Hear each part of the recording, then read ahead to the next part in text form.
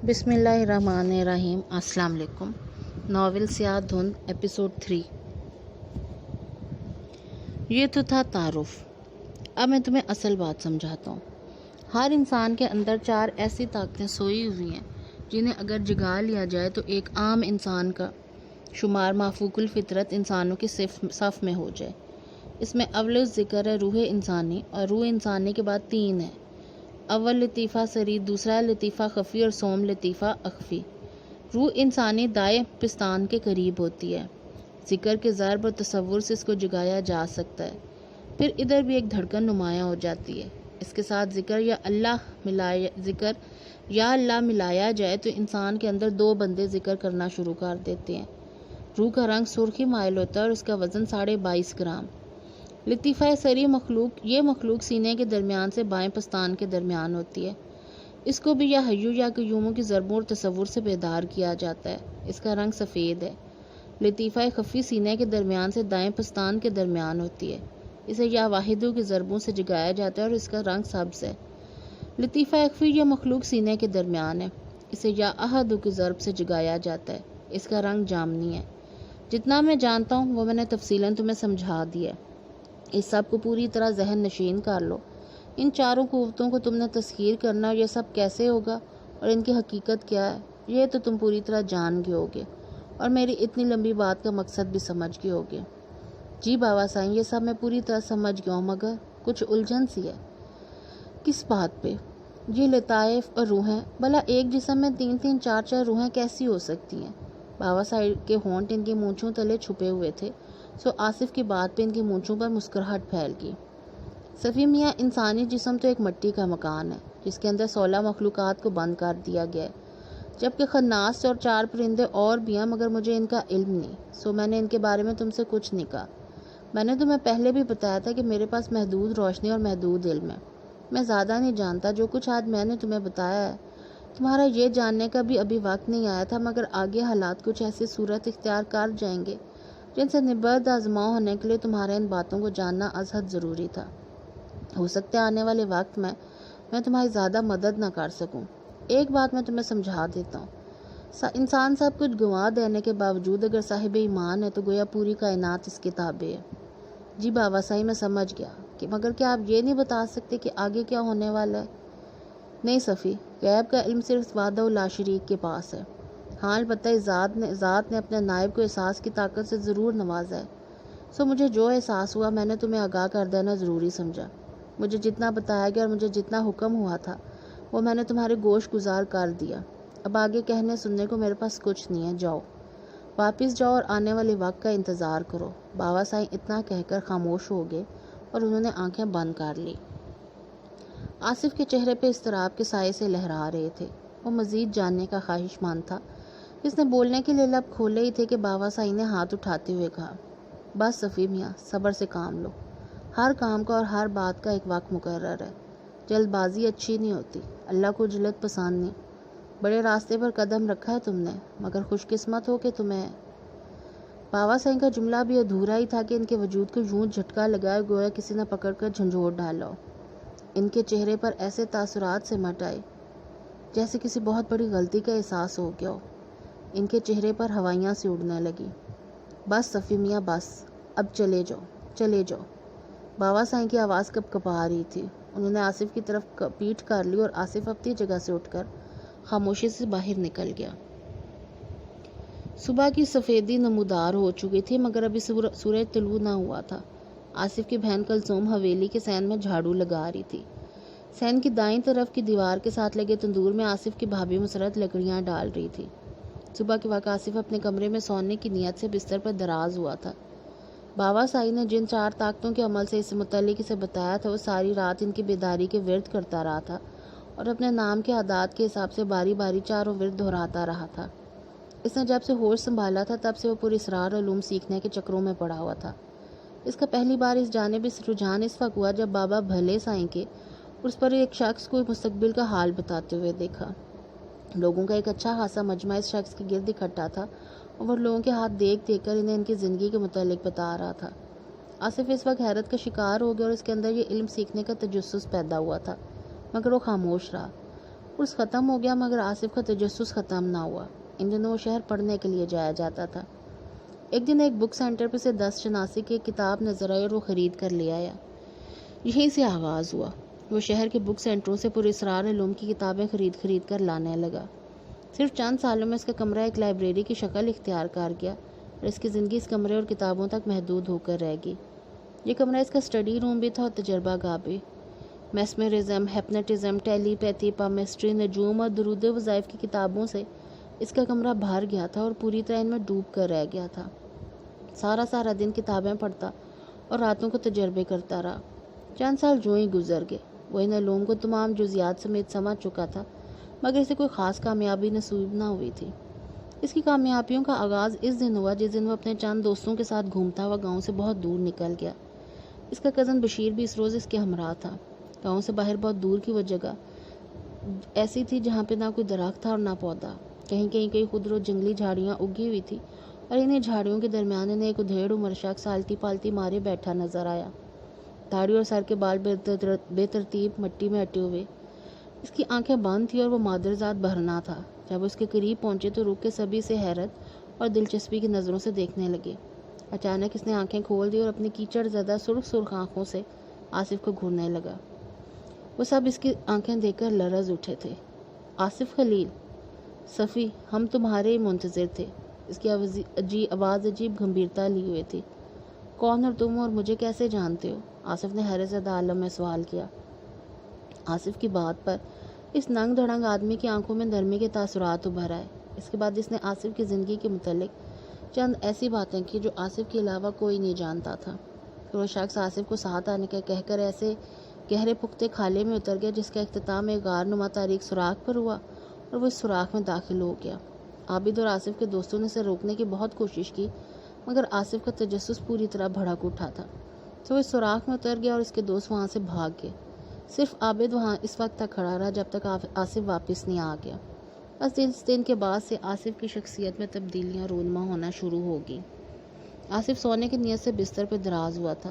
ابھی وہ غنودگی کے عالم میں تھا کہ چیخ سن کر وہ ہڑبڑا اٹھا۔ ابھی وہ سمجھ نہیں پایا تھا کہ یہ چیخ کی آواز کیسی تھی کہ چیخ ایک بار پھر سنائی دی۔ طویل، دہشت زدہ، لرزا دینے والی چیخ تھی اور اس بار وہ فوراً پہچان گیا۔ چیخ کی یہ آواز اس کی چھوٹی بہن کلثوم کی تھی۔ آصف تڑپ کر بستر سے اٹھا اور پاگلوں کی طرح باہر کی جانب دوڑ پڑا۔ اس کی چھٹی اس چیخ کر اسے احساس دلا رہی تھی کہ اس کی مصیبتوں اور پریشانیوں کا آغاز ہو چکا ہے۔ اس کا کمرہ سب سے الگ دیوڑی کے ایک طرف تھا۔ جب وہ اپنے کمرے سے باہر نکلا تو صحن کے وسط میں لگے بیری کے درخت کے نیچے کلثوم بے ہوش پڑی تھی اور اس کی بھابھی اور امی اس کے قریب بیٹھی سے جھنجھوڑ رہی تھیں۔ آصف تیزی سے ان کی طرف لپکا۔ کیا بات ہے، کیا ہوا امی؟ اس نے تیز لہجے میں پوچھا۔ پتہ نہیں بیٹا، چیختی ہوئی غش کھا کر گر پڑی ہے، خدا خیر کرے۔ امی کا چہرہ زرد ہو رہا تھا۔ اتنے میں تایا اور تائی بھی آ پہنچے۔ یہ الفاظ انہوں نے بھی سن لیے۔ تائی تو کلیجہ پکڑ کے رہ گئی۔ ہائے میرے ربا، ارے کوئی باہر کی چیز دیکھ لیا میری بچی نے، سایہ نظر آ گیا ہوگا۔ اب کیا ہوگا، میری بچی پہ تو آسے بھاگ گئے۔ تائی کے چہرے پر ہوائیاں اڑ رہی تھی۔ کیا اول فول بکے جا رہی ہو؟ تایا غصے سے بولے۔ سوچ سمجھ کر بات کرتے ہیں، جو منہ میں آتا ہے بول دیتی ہو۔ آصف بیٹا، تم کلثوم کو اٹھا کر کمرے میں لے جاؤ۔ وہ آصف سے مخاطب ہوئی اور آصف نے جھک کر کلثوم کو اٹھا اور امی کے کمرے کی طرف بڑھ گیا۔ گھر کے دوسرے افراد بھی اپنے کمروں سے نکل آئے تھے۔ آصف کلثوم کو پلنگ پر لٹا کے باہر آ گیا اور گھر کی تمام خواتین کمرے میں گھس گئیں جبکہ مرد صحن میں بچھی چارپائیوں پر بیٹھ گئے۔ پورے گھر میں پریشانی کی لہر دوڑ گئی۔ سب کے چہروں پہ تشویش اور پریشانی کے نقشے کھنچ گئے تھے۔ کسی کی سمجھ میں نہ آ رہا تھا کہ آخر کلثوم نے ایسا کیا دیکھ لیا کہ وہ خوف کے مارے بے ہوش ہو گئی۔ سب اپنی اپنی جگہ پریشان تھے، البتہ آصف کسی گہری سوچ میں گم تھا۔ اس کے ذہن میں باوا سائی کے الفاظ گونج رہے تھے۔ تمہاری پریشانی اور مصیبتوں کا آغاز ہونے والا ہے۔ سیاہ طوفان تمہاری سمت آ رہا ہے۔ پھر دروازے پہ ہونے والی دستک نے سب کو چونکا دیا۔ بیرونی دروازہ کسی نے بری طرح پیٹ ڈالا تھا۔ عابد ذرا دیکھ پتر، کون ہے باہر؟ خلیل الحسن نے عابد سے کہا اور اٹھ کے بیرونی دروازے کی سمت بڑھ گیا۔ سورج طلوع ہو چکا تھا۔ ہر طرف سنہری سنہری روشنی بکھر گئی تھی اور فضا میں موجود خنکی اب گھٹنے لگی تھی۔ اس وقت گھر میں روزانہ ایک شور ہوا کرتا تھا مگر آج اس گھر کی فضا پر ایک خوف آمیز سکوت طاری تھا۔ تندور میں لکڑیاں جل رہی تھیں مگر آج لکڑیاں چٹکنے کی آواز نہ ابھر رہی تھی اور نہ ہی روز کی طرح صحن میں مرغیوں کے کڑکڑانے کی آواز آ رہی تھی۔ بلکہ آواز کے آج تو صحن کوئی مرغی نظر نہ آ رہی تھی۔ خلاف معمول آج وہ ڈربے میں ڈبکی پڑی تھی۔ نہ منڈیروں پہ کوے بیٹھے نظر آ رہے تھے اور نہ ہی بیری پر کوئی چڑیا دکھائی دے رہی تھی، ورنہ تو روز اس وقت بیری پر اتنی زیادہ چڑیاں ہوا کرتی تھی کہ ان کی چہکاریں پورے گھر میں گونجا کرتی تھی، مگر آج اس گھر کی فضا میں اندھی دہشت سرسراتی پھیر رہی تھی، اور فضا کی اس تبدیلی کو محسوس کرتے ہوئے آج پرندے بھی اس گھر سے کنی کترا گئے تھے۔ شاید کسی نے یہ بات محسوس نہ کی ہو، مگر آصف اس تبدیلی کو پوری طرح محسوس کر رہا تھا۔ عابد کچھ ہی دیر بعد واپس پلٹ آیا۔ اس کے ہاتھ میں خوبصورت پیکنگ کا چوکور ڈبہ پڑا ہوا تھا۔ کون تھا باہر، اور یہ تمہارے ہاتھ میں کیا ہے؟ خلیل الحسن نے عابد کو مخاطب کیا۔ پتہ نہیں چچا جان، کوئی ملنگ سا تھا، اس یہ ڈبہ مجھے پکڑایا اور واپس چلا گیا۔ کیا ہے، ذرا ادھر تو لاؤ۔ اور اسے پوچھتے سے صحیح وہ ہے کون اور اس میں کیا ہے؟ سید جلیل الحسن نے کہا۔ میں نے تو پوچھا مگر اس نے کوئی جواب بھی نہیں دیا، بس یہ ڈبہ میرے ہاتھ میں تھمایا اور چپ چاپ پلٹ کر چل پڑا۔ ڈبے پر ہلکے بھوری رنگ کی اوری چڑھی ہوئی تھی اور اس پہ چھوٹے چھوٹے سیاہ پھول بنے ہوئے تھے۔ عابد نے آگے بڑھ کر ڈبہ جلیل الحسن کے ہاتھ میں تھما دیا۔ سب کی توجہ اس ڈبے کی جانب مبذول تھی۔ آصف پاس ہی کھڑا تھا۔ اس کی نظریں تو ڈبے پر تھی مگر ذہن کہیں اور الجھا ہوا تھا۔ ڈبے پر چھوٹے چھوٹے لاتعداد سیاہ پھول تھے۔ آصف کی خود بخود ایک پھول پر نظریں سمٹ گئی۔ یہ اس کی دماغی صلاحیت تھی کہ جیسے ہی نظریں اس کی ایک جگہ مرکوز ہوئی، اس کا ذہن سوچوں سے آزاد ہو گیا اور اس کی پوری توجہ اس پھول پر چلی گئی۔ جلیل الحسن کور کو پھاڑنے لگے۔ آصف کے ذہن میں پوری اسرار سی سرسراہٹیں بیدار ہو گئیں۔ انہوں نے کور پھاڑ کے ایک جانب پھینک دیا۔ ڈبہ چاروں جانب سے کچھ اس طرح بند تھا کہ اس کے کھلنے کا راستہ سجائی نہ دے رہا تھا۔ آصف کی نظریں بدستور زمین پہ پڑی کور پہ بنے ہوئے پھول پر مرتکز تھیں اور اس کے پورے وجود میں اضطراب کھولنے لگا۔ جلیل الحسن ڈبے کو آہستہ آہستہ ہلا کر ان کے اندر موجود چیز کا اندازہ کرنے کی کوشش کر رہے تھے، مگر کچھ سمجھ نہ آ رہی تھی۔ پھر وہ ایک کونے سے ڈبے کو پھاڑنے کی کوشش کرنے لگے۔ اس وقت اگر کوئی آصف کی جانب دیکھ لیتا تو اس کے چہرے کے تاثرات اور آنکھوں کی چمک دیکھ کر یقیناً حواس باختہ ہو جاتا۔ اس کی نظریں پھولوں کی سیاہی کو کھرید رہی تھی۔ پھر اسے سیاہی کی تہہ میں کسی نادیدہ متحرک وجود کا پتہ چلا تو وہ چونک پڑا۔ وہ ایک عرصے سے میسمرزم کی مشقیں کر رہا تھا جس میں وہ بہت آگے بڑھ چکا تھا، سو اس کی دماغی صلاحیتیں پوری طرح بیدار ہو چکی تھی۔ پھول اور پھول کی سیاہی، اس کی آنکھ اور آنکھ سے خارج ہو کر پھول کی سیاہی سے ٹکرانے والی روشنی اور اس کی پوری اسرار دماغی صلاحیتیں سب آپس میں مل گئے۔ اسے سیاہی میں شدت کے ساتھ کچھ کل بلاہٹ کا احساس ہو رہا تھا اور ساتھ ہی ساتھ اس کے پورے وجود میں سنسنی کی لہریں کروٹیں لینے لگیں۔ اسے پوری شدت سے خطرے کا احساس ہوا۔ ساتھ ہی اس کی دماغی صلاحیتوں نے اس احساس کی تائید کی تو اس کے دماغ میں خطرے کے الارم بج اٹھے۔ اس نے تڑپ کر چچا خلیل کی جانب دیکھا اور ڈبے کا ایک کونا پکڑ چکے تھے اور آئندہ لمحے انہوں نے کھینچ کر ڈبے کی سائڈ پھاڑ دی۔ ٹھیک اسی وقت آصف بھوکے عقاب کی طرح ان کی جانب لپکا۔ ارے کیا پاگل ہو گئے ہو؟ مگر اس نے پوری قوت سے ڈبے پر ٹھوکر مار دی اور ڈبہ جلیل الحسن کے ہاتھ سے نکل کر دور جا گرا۔ پھر سب کی آنکھیں پھٹ گئیں۔ ڈبہ تقریباً 10 قدم دور جا پڑا تھا۔ سب نے دیکھا کہ اس ڈبے سے ایک چوہے کے سائز کا سیاہ بچھو نکل کے ایک جانب دوڑ پڑا ہے۔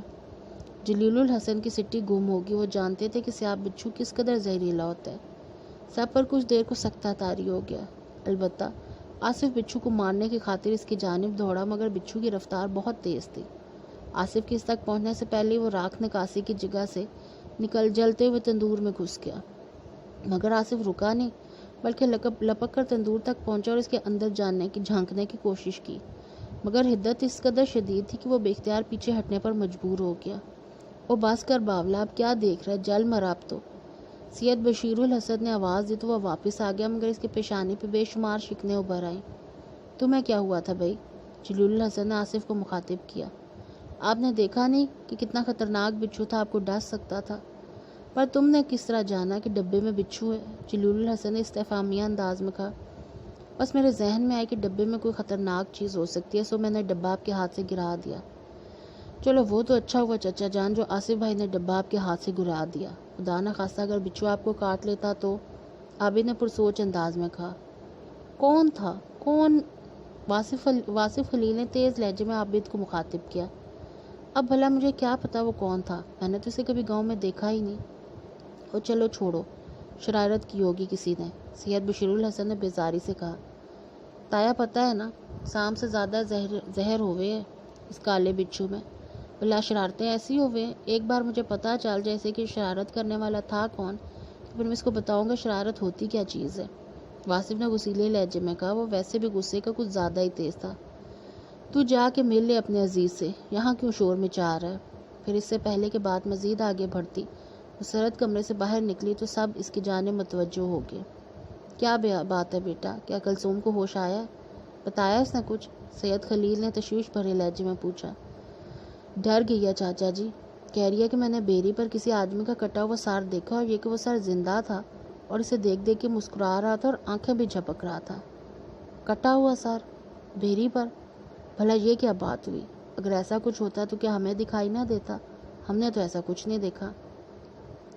چاچا جان، ہو سکتا ہے اسے کوئی نظری دھوکہ ہوا ہو۔ مسرت کی اس بات سے سبھی نے اتفاق کیا اور بات آئی گئی ہوگی۔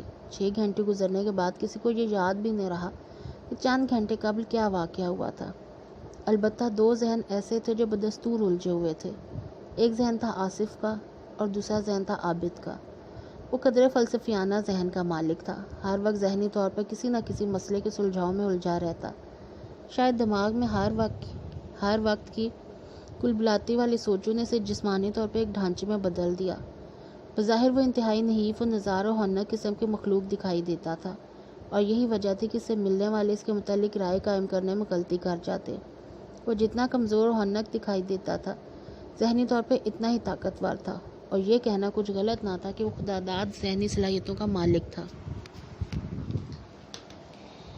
سب کے دن کا معمول کی مصروفیات میں گزرا، البتہ کلثوم دن بھر سہمی سی رہی اور آصف صبح سے اپنے کمرے میں بند تھا۔ صرف رات کے کھانے کے وقت وہ اپنے کمرے سے باہر نکلا تھا۔ کھانا برآمدے میں بیٹھ کر سب نے ایک ساتھ ہی کھایا تھا۔ کھانے کے بعد آصف دوبارہ اپنے کمرے میں مقید ہو گیا، جبکہ عابد چہل قدمی کی نیت سے باہر نکل گیا۔ اس کا معمول تھا کہ وہ رات کے کھانے کے بعد چہل قدمی کے لیے لازماً نکلا کرتا، اور آج بھی وہ اپنے معمول کے مطابق گھر سے نکل آیا تھا۔ ٹہلتے ٹہلتے وہ نہر کی جانب آ نکلا۔ اس کا ذہن بدستور صبح کے واقعے میں الجھا ہوا تھا، اور وہ لاشعوری طور پہ نہر کے کنارے کنارے چلتا جا رہا تھا۔ آسمان پر بادلوں کے چھوٹے چھوٹے ٹکڑے منڈلاتے پھرے تھے، جن کے جھرمٹ میں ادھورا چاند اپنا سفر طے کر رہا تھا، اور اس کا عکس نہر کے پانی میں جھلملا رہا تھا۔ نہر کے دونوں کناروں پر قطار در قطار لگے درخت پر اسرار ماحول کو ایک خاموش پر اسراریت سے نواز رہے تھے۔ عابد ایک جگہ نہر کے کنارے ایک گھاس پر بیٹھ گیا۔ اس کا ذہن کلثوم کی بے ہوشی اور بچھو کے گرد ہی چکرا رہا تھا۔ کلثوم نے اپنے بے ہوش ہونے کی جو وجہ بتائی تھی، اگر تو وہ غلط تھی تو پھر اس بچھو اور بچھی والا ڈبہ دے کر جانے والی ملنگ کی کیا حقیقت ہوئی؟ اور اگر کلثوم نے سچ مچ بیری پر کوئی انسانی سر دیکھا تھا تو پھر اس سر اور بچھو کا آپس میں کیا تعلق ہو سکتا ہے؟ اور اگر مان لیا جائے، یہ ثابت ہو جائے کہ ان دونوں باتوں کے درمیان کوئی تعلق ہے، تو کیا اور کیسے؟ اور پھر ان دونوں واقعات کے ہمارے گھر وقوع پذیر ہونے کی وجہ اور ان کا ذمہ دار کون ہے؟ ان سوالوں کے تمام تارانے آصف کی ذات سے منسلک نظر آتے اور اس کا ذہن آصف کے گرد چکرانے لگتا۔ رات نصف کے قریب گزر چکی تھی۔ آخر وہ اپنی جگہ سے اٹھ کھڑا ہوا۔ جس وقت وہ گھر پہنچا، گھر میں مکمل خاموشی تھی۔ یہ لوگ رات کو جلد سو جانے کے عادی تھے، تو سب اپنے اپنے کمروں میں قید ہو گئے۔ روزمرہ کی طرح آج بھی دروازہ اسے کھلا ہوا ملا۔ اس نے دروازہ بند کیا اور اپنے کمرے کی طرف بڑھ گیا۔ آصف کا کمرہ دیوڑی کے ساتھ ہی تھا۔ عابد نے گزرتے ہوئے ایک سرسری سی نظر اس کے کمرے کی طرف ڈالی تو بے اختیار ٹھٹک کے رک گیا۔ آصف کے کمرے کی لائٹ روشن تھی اور روشنی بند دروازے کی جھریوں سے چھن چھن کر باہر آ رہی تھی۔ یہ بات تو سب بھی جانتے تھے کہ وہ راتوں کو جاگتا رہتا ہے، مگر وہ راتوں کو جاگ جاگ کر کیا کرتا رہتا ہے، اس بارے میں وثوق کے ساتھ کوئی کچھ نہیں کہہ سکتا تھا۔ مگر عابد کے رکنے کی وجہ کچھ اور تھی۔ اسے دروازے کے سامنے کوئی چھوٹی سی متحرک چیز دکھائی دی تھی، جسے دیکھے بے اختیار وہ رک گیا۔ پہلی نظر میں اسے ایک چوہا معلوم ہوا، لیکن جب اس نے بغور دیکھا تو اس کے وجود میں سنسنی کی تیز لہریں دوڑ گئی۔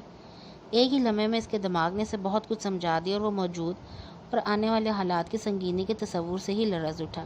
اس کے سامنے کوئی چوہا نہیں بلکہ خطرناک سیاہ بچھو تھا، جو آصف کے دروازے پہ اضطراری کیفیت میں ادھر سے ادھر یوں بھاگا پھر رہا تھا جیسے جلد سے جلد اس کے کمرے میں گھسنا چاہ رہا ہو۔ دن والا واقعہ عابد کو اچھی طرح یاد تھا، اور وہ اپنی آنکھوں سے بچھو کو جلتے ہوئے تندور میں داخل ہوتے ہوئے دیکھ چکا تھا، اور اب بچھو دوبارہ اس کے سامنے تھا۔ پورے گھر میں مکمل خاموشی تھی۔ فضا میں ایک عجیب طرح کا سکوت طاری تھا۔ آسمان سے ٹھنڈک اتر رہی تھی۔ نصف شب کے اس پہر عابد تنہا گھر کے بڑے سے صحن میں کھڑا تھا۔ اس کے سامنے خطرناک بچھو بھاگتا پھر رہا تھا اور اس کی نظریں اس بچھو کو مارنے کے لیے ادھر ادھر کوئی چیز ڈھونڈ رہی تھی، اور اس کے عقب میں بیری کے درخت پر دو موٹی موٹی آنکھیں چمک رہی تھیں، مگر وہ ان سے بے خبر تھا۔ پھر اس سے پہلے کہ وہ اس بچھو کو مارنے کے لیے کوئی ترکیب کرتا، پورا ماحول ایک دلدوز نسوانی چیخ سے لرز اٹھا اور بری طرح ہڑبڑا گیا۔ چیخ کی آواز اندرونی حصے سے بلند ہوئی تھی، مگر وہ سمت کا پوری طرح اندازہ نہیں کر پایا تھا۔ ابھی وہ اپنی جگہ پر حیران پریشان ہی کھڑا تھا کہ چیخ کی آواز ایک بار پھر بلند ہوئی۔ اس بار چیخ پہلے سے زیادہ دہلا دینے والی تھی، اور پھر تو جیسے گھر میں چیخوں کا سیلاب امڑ پڑا۔ پورا گھر کسی عورت کی چیخوں سے گونج اٹھا، مگر یہ چیخیں گھر کے کسی فرد کی نہیں تھی۔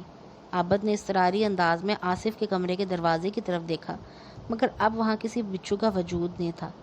اس وقت دروازہ ایک جھٹکے سے کھلا اور آصف گھبرائے ہوئے انداز میں باہر نکلا۔ عابد پہ نظر پڑتے ہوئے ایک ذرا ٹھٹکا اور پھر بوکھلائے ہوئے لہجے میں سے مخاطب ہوا۔ عابد، یہ آوازیں کس کی ہیں؟ گھر میں سے کسی کی نہیں، شاید گاؤں کی کوئی عورت گھر میں موجود ہے۔ گاؤں کی عورت؟ آصف کے لہجے میں حیرت تھی۔ پھر وہ دونوں اندرونی جانب کو دوڑ پڑے۔ آؤ ذرا۔ ابھی وہ دوڑتے ہوئے برآمدے میں ہی پہنچے تھے کہ سید جلیل الحسن، واصف، بشیر، شاہد اور زاہد چاروں آ پہنچے۔ بیٹا، یہ آوازیں کیسی ہیں؟ پتہ نہیں چچا جان، گھر میں سے تو کسی کی نہیں ہے۔ الجھن آصف کا انداز تھی۔ مگر یہ آوازیں تو گھر میں سے ہی رہی ہیں۔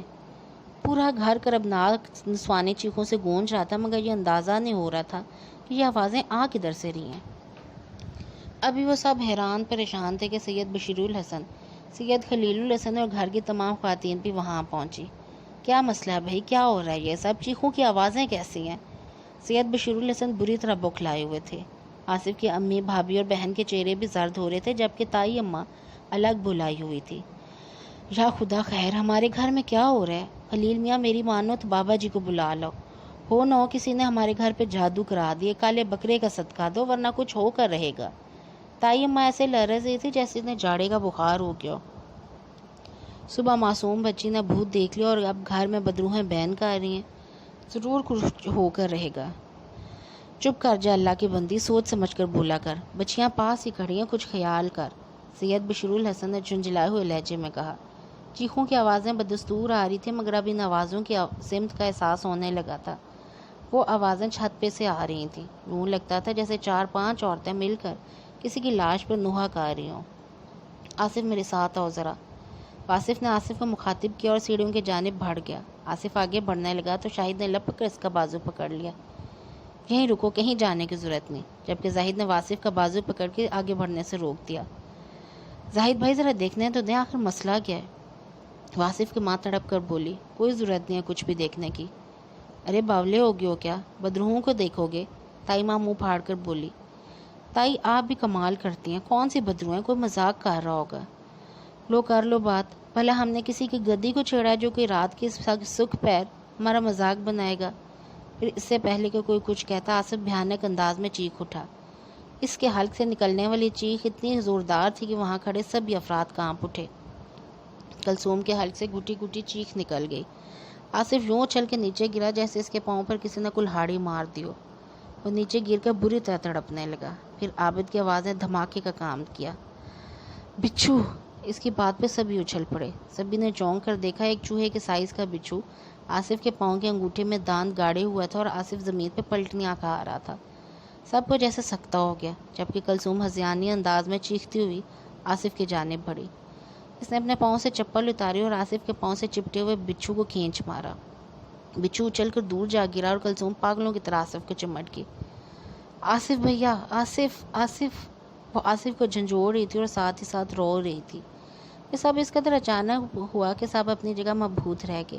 پھر جب اس جھٹکے سے سنبھلے تو سبھی آصف کی جانب لپکے، جبکہ واصف ایک طرف بھاگتے ہوئے بچھو کے پیچھے دوڑا۔ بچھو کا رخ تندور کی طرف تھا اور وہ تیزی سے تندور کے قریب ہوتا جا رہا تھا۔ تندور کی اس طرف دیوار کے ساتھ ساتھ تندور میں جلانے والی لکڑیوں کا ڈھیر پڑا تھا۔ واصف نے دوڑتے ہوئے اس ڈھیر میں سے ایک لکڑی اٹھائی۔ بچھو اس وقت تک تندور کے سوراخ کے بالکل قریب پہنچ چکا تھا۔ واصف نے بھاگتے ہوئے لکڑی بچھو کی جانب کھینچ ماری۔ اتفاق سے نشانہ درست بیٹھا اور تندور کے سوراخ میں گھستا ہوا بچھو اچھل کے 2 فٹ دور جا گرا اور پھر وہیں سے رخ بدلتا ہوا بیرونی دروازے کی جانب دوڑ پڑا۔ واصف نے دوڑتے دوڑتے دوبارہ لکڑی اٹھا لی۔ جب تک وہ بچھو کے قریب پہنچا، بچھو دیوڑی کے قریب پہنچ چکا تھا۔ اس نے پورے زور سے بچھو پہ حملہ کر دیا۔ لکڑی بچھو کی کمر پہ پڑی اور تیورا کر رہ گیا، مگر واصف نے اسی پر بس نہیں کی۔ اس نے دوبارہ وار کیا اور بچھو کا کیما باندھ گیا اور وہ پوری طرح تڑپ بھی نہ سکا، مگر واصف پہ تو جیسے پاگل پن کا دورہ پڑ گیا۔ وہ اس وقت تک بچھو پر لکڑی سے وار کرتا رہا جب تک اس کا گوشت اور خون آپس میں ایک نہیں ہوئے۔ پھر اس نے وہیں دیوڑی میں لکڑی کے ساتھ مٹی کھولی اور بچھو کے اس ملغوبے کو لکڑی کی مدد سے سمیٹ کر اس چھوٹے سے گڑھے میں ڈالا اور اوپر سے مٹھی برابر کر کے آصف کی طرف بڑھ گیا۔ اتنی دیر میں زاہد آصف کو اٹھا کر اندرونی جانب بڑھ چکا تھا۔ اس ناگہانی آفت پہ سبھی بکھلائے ہوئے تھے۔ ویسے بھی یہ سیدھے سادے معصوم سے لوگ تھے۔ ایک کے بعد دیگرے گھر میں چند ایسے واقعات وقوع پذیر ہوئے تھے کہ سب چکرا کر رہ گئے۔ اوپر سے آصف کو بچھو نے ڈس لیا تھا۔ پورے گھر میں کوہرام برپا ہو گیا تھا۔ آصف کو امی کے کمرے میں لٹایا گیا۔ اس پر نیم بے ہوشی کی کیفیت طاری تھی۔ تائی تسبیح لے کر بیٹھ گئی۔ اس کی امی جائے نماز پر سجدے میں پڑی تھی اور کلثوم الگ رو رو کر پاگل ہوئے جا رہی تھی۔ بھابھی کلثوم کو سنبھالنے کی کوشش میں لگی ہوئی تھی۔ سب کے چہروں پر پریشانی کے نقشے کھینچ گئے تھے۔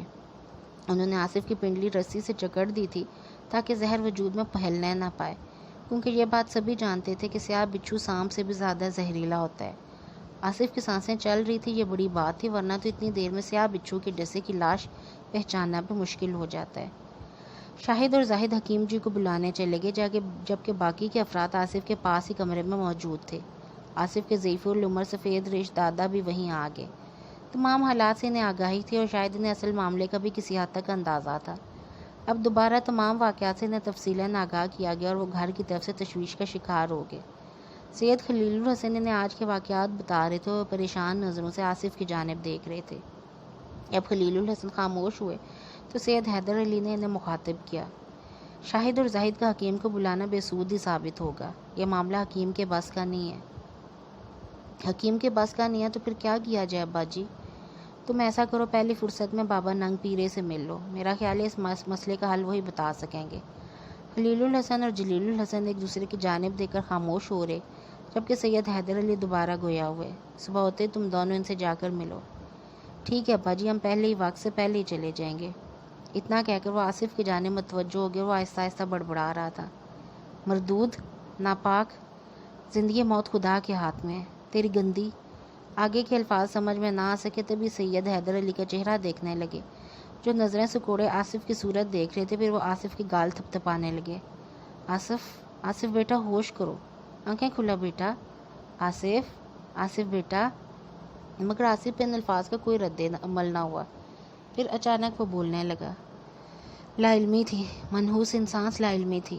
میں لا علمی کے باعث تیرے وار کا شکار ہو گیا، مگر اب تیرا کوئی وار کامیاب نہ ہوگا۔ ایک بار پھر اس کی آواز دب کی۔ سید حیدر علی اس کے پاؤں کا جائزہ لینے لگے۔ اس کا پاؤں سوجتا جا رہا تھا اور پاؤں کی رنگت بھی سیاہ پڑتی جا رہی تھی۔ سید حیدر علی کے چہرے پر موجود پریشانی اور تشویش کے سائے مزید گہرے ہو گئے۔ کمرے میں ایک عجیب بوجھل خوفزدہ سا سکوت طاری تھا۔ آصف پلنگ پر پڑا تھا۔ اس کے قریب ہی واصف اور عابد سر جھکائے خاموش بیٹھے تھے۔ پاس کی کرسیوں پہ خلیل الحسن، جلیل الحسن اور بشیر الحسن پریشان بیٹھے تھے۔ بائیں طرف مسہری پہ سید حیدر علی بیٹھے تھے اور ان کے عقب میں مسہری پہ کلثوم اور مسرت دونوں ڈری سہمی سی بیٹھی تھی۔ وقت آہستہ آہستہ سانپ کی طرح رینگ رہا تھا۔ آخری کافی وقت گزرنے کے بعد شاہد اور زاہد حکیم کو لیے آ پہنچے۔ کلثوم اور مسرت کو فوراً دوسرے کمرے میں بھیج دیا گیا اور حکیم کو کمرے میں بلا لیا گیا۔ سبھی نے پوری امید نظروں سے حکیم کی طرف دیکھا تھا۔ دیکھیے حکیم صاحب، بچے کی حالت بگڑتی جا رہی ہے، سید بشیر الحسن نے تیز لہجے میں کہا۔ حکیم آصف کی جانب بڑھا تو عابد نے اس کے لیے جگہ چھوڑ دی اور حکیم آصف کے قریبی پلنگ پر بیٹھ گیا۔ ایک نظر اس نے آصف کے چہرے اور پھر اس کے پاؤں کی جانب دیکھا، پھر شاہد کی جانب پلٹتے ہوئے حیرت سے بولا، پھر تم لوگوں نے تو کہا تھا کہ چھوٹے شاہ جی کو سیاہ بچھو نے کاٹا ہے۔ شاہد کے بولنے سے پہلے سید خلیل الحسن بول پڑے، جی حکیم صاحب، انہوں نے آپ کو درست بتایا، آصف کو سیاہ بچھو نہیں کاٹا تھا۔ حکیم ادھیڑ عمر کا آدمی تھا، مگر اس کی صحت قابل رشک تھی۔ خلیل الحسن کی بات پہ وہ ان کی جانب متوجہ ہو گیا۔ شاہ جی کمال کرتے ہیں آپ بھلا سیاہ بچھو کے زہریلے پن کا اندازہ نہیں کر سکتے؟ سیاہ بچھو کا کاٹا انسان کے وجود کو کچھ ہی دیر میں گلا دیتا ہے، پانی بن جاتا ہے آدمی کا، جبکہ چھوٹے شاہ جی تو بفضل اللہ تعالیٰ بہتر ہیں۔ میرا تو خیال ہے انہیں کسی زہریلے سانپ کے پھونک لگی ہے۔ نہیں حکیم جی، ہم نے خود اپنی آنکھوں سے بچھو کو دیکھا تھا، وہ آصف کے انگوٹھے سے چمٹا ہوا تھا، عابد نے تیز لہجے میں کہا۔ جی بالکل، اور میں اس بچھو کو مارا تھا۔ واصف نے عابد کی تائید کی تو واصف کی بات سن کے حکیم قدرے چونک پڑا۔